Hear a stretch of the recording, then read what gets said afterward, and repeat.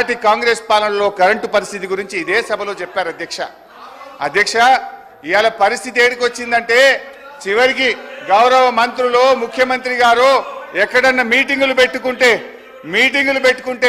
General గా police వాళ్ళు భద్రత కోసం వెళ్తారు అధ్యక్ష. మీటింగ్లకు పోలీసు వాళ్ళు పోయి భద్రత కోసం వాళ్ళు నిలబడితే అధ్యక్ష ఈ రోజు కరెంటు వాళ్ళు పోయి మాత్రం నిలబడుతున్నారు అధ్యక్ష.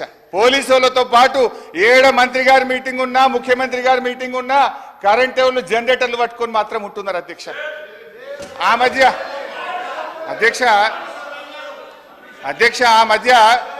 మధ్య రేవంత్ రెడ్డి గారు అప్పుడు మా పార్టీలో ఉన్న కొత్తగా ప్రభుత్వం ఏర్పడ్డాక మా పార్టీలో ఉన్న కేశవరావు గారి ఇంటికి పోయింది.